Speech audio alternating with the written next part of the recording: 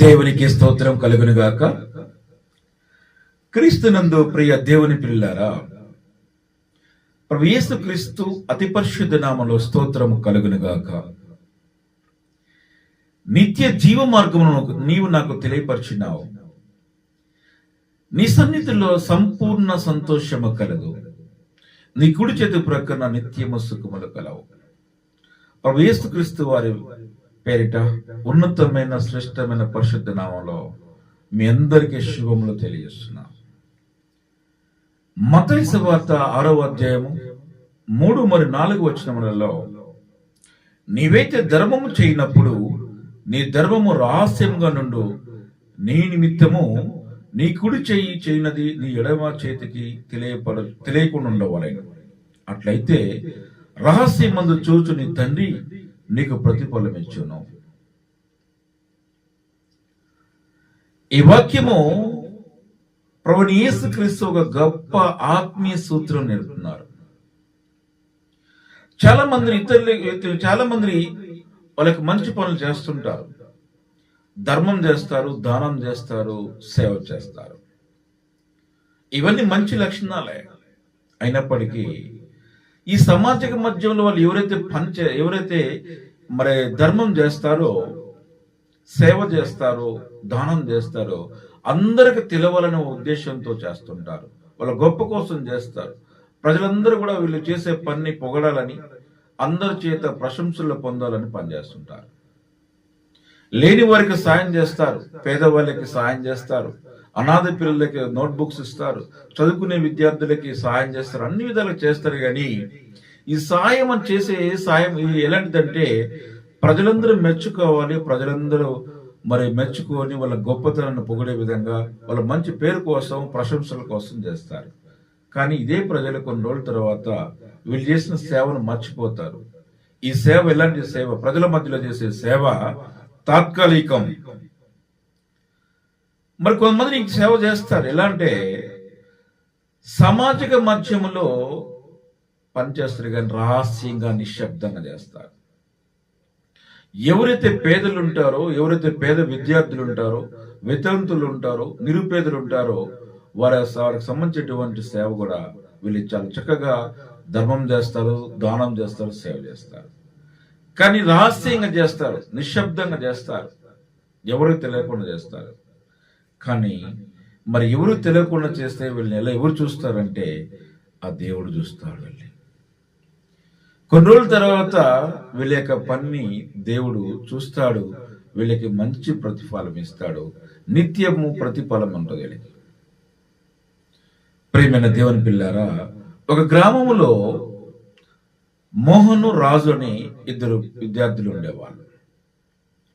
ఒక అతను, ఈ మోహన్ అనే అతను చాలా మందికి సహాయం చేసేవాడు. పేద విద్యార్థులకి నోట్ పుస్తకాలు ఇచ్చేవాడు, వారికి ఏ అవసరం ఉందో అన్ని ఇచ్చేసేవాడు, ఆకలిగా ఉన్న వారికి అన్నం పెట్టేవాడు, ఆపదలు ఉన్న వారికి సాయం చేసేవాడు. కానీ ఏ సాయం చేసినా కూడా ప్రజల మధ్యలో అందరూ తెలవాలనే ఉద్దేశంతో ప్రతి ఒక్కరు తెలిసే విధంగా సమాజం మధ్యలో చేసేవాడు. పేపర్లో వచ్చే విధంగా చేసేవాడు, టీవీలో వచ్చే విధంగా చేసేవాడు, సోషల్ మీడియాలో వచ్చే విధంగా చేసేవాడు. కానీ కొన్ని రోజుల తర్వాత ఈ ప్రజలు ఇతను చేసిన సేవను మర్చిపోతారు. ఇది తాత్కాలికం అయిపోయింది. అదే రాజు తను కూడా సాయం చేసేవాడు, అందరికి సాయం చేసేవాడు, పేదవారికి చేసేవాడు, ఆకలిగా ఉన్న వారికి ఇచ్చేవాడు, పేద విద్యార్థులకి నోట్ బుక్స్ ఇచ్చేవాడు, వారికి ఏ అవసరం ఉన్నా కూడా తీర్చేవాడు, సామాజిక మధ్యలో మంచి పనులు చేసేవాడు. కానీ రహస్యంగా నిశ్శబ్దంగా పనిచేసేవాడు, ఎవరికి తెలియకుండా పనిచేసేవాడు. మరి అందరు అనుకునేవాడు రాజు చాలా పిసినారి, ఎవరికి సాయం చేయాలనుకునేవాడు. కానీ కొన్ని రోజుల తర్వాత రోజులు గడిచాయి. మరి ఇతని యొక్క సేవ అనేది దేవుడు ఆలకించాడు, చూశాడు, దేవుడు దీవించాడు. వాళ్ళ కుటుంబంలో శాంతిని, సమాధానం, అలాగే అతని చేయి పనులు అంతా కూడా దేవుడు దీవెనకరంగా ఉన్నది.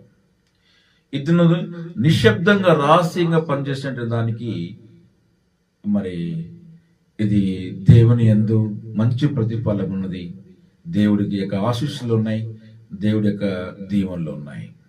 ఇది నిత్యము ప్రతిఫలము లాగా ఉన్నది. ప్రేమైన దేవుని పిల్లారా, మన రహస్యంగా చేసే పనిని దేవుడు చూస్తాడు.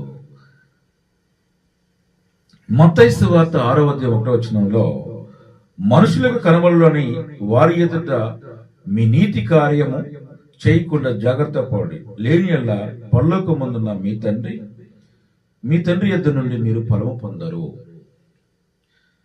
ప్రియమైన దేవుని పిల్లారా, నా నిత్య జీవితంలో కూడా మరి ఇలాంటి తప్పులు చేశాను. మదర్ తెరెసా చారిటబుల్ ట్రస్ట్ అనేది నాకు ఒక ట్రస్ట్ ఉండేది. ఈ ట్రస్ట్ ద్వారా అనేక మంది పేద పేదలకు, మరి విద్యార్థులకు, వితంతువులకు, పేదవారికి, ఆకలిగా ఉన్న వారికి అందరికీ సాయం చేసేవాడిని. కొంతమంది చలికి గజగజ వణుకుతున్నటువంటి వారికి కూడా, మరి దూర ప్రాంతాల్లో ఎక్కడ ఉన్నా కూడా, మరి అటవీ ప్రాంతం ఉన్నటువంటి వాళ్ళకి కూడా దుప్పట్లు అయితే పంచిపెట్టేవాడిని. కానీ ఇవేమని అంటే నా గొప్ప కోసము, నా పేరు కోసం చేసేవాడిని. నేను చేసిన పనంతా కూడా ప్రచారం చేసేవాడిని, ప్రజల మధ్యలో చేసేవాడిని. కానీ నేను ఎప్పుడైతే దేవుణ్ణి నమ్ముకున్నానో, దేవుణ్ణి నమ్ముకున్న తర్వాత దేవాలయంలోకి వెళ్ళిన తర్వాత అక్కడ ఉన్నటువంటి పాస్టరు మత్తయి సువార్త 1-4 చెప్పినప్పుడు ప్రజల మధ్యలో చేసే పని తాత్కాలికం, రహస్యంగా నిశ్శబ్దంగా చేసే పని ఏదైతుందో దేవుడు ఇచ్చే ప్రతిఫలానికి దేవుడు మరి వారిని దీవిస్తాడు, ఆశీర్వదిస్తాడు, వాళ్ళకి మంచి ప్రతిఫలం నిత్యం ఉంటుందని చెప్పినప్పుడు నేను ఆ వాక్యాన్ని పాలయ్యాను. నాకు నా హృదయం తాకింది. ఆ రోజు నుంచి నేను రహస్యంగా నిశ్శబ్దంగా చేయడానికి మరి ఆ విధంగా సహాయం చేస్తున్నాను. ప్రియమైన దేవుని పిల్లారా, మత్తయి సువార్త 5:16 మనుషులు మీ సత్కములను చూసి పరలోకమందున్న మా తండ్రిని మయంపరిచినట్లు వారి ఎదుట మీ వెలుగును ప్రకాశింపనీయండి. ఇక్కడ మనుషుల యొక్క సత్క్రియలను చూసి, మనుషుల యొక్క చేసేటువంటి పనులను చూసి పరలోకమున్న తండ్రికి మహిమ కలిగే విధమైన పని చేయాలి. వాళ్ళు ఒక వెలుగుగా ఉండాలంటారు. మనం చేసేటువంటి పని వేరే వారికి మార్గదర్శకంగా ఉండాలి, ఒక వెలుగులాగా ఉండాలి, చీకట్లో దీపంలాగా ఉండాలి. ఒక గ్రామంలో ఒక వృద్ధుడు రోడ్డు ప్రక్కన పడి ఉన్నాడు. అనేకులు ఒక వృద్ధుడిని చూస్తూ ఉన్నారు. ఆ వృద్ధుడిని చూసుకుంటూ మరి వెళ్తున్నారు, కానీ ఎవరు కూడా వృద్ధుడికి సహాయం చేసేటువంటి వారు ఇవ్వలేరు. కానీ అక్కడ ఉన్నటువంటి ఒక బాలుడు చూస్తాడు.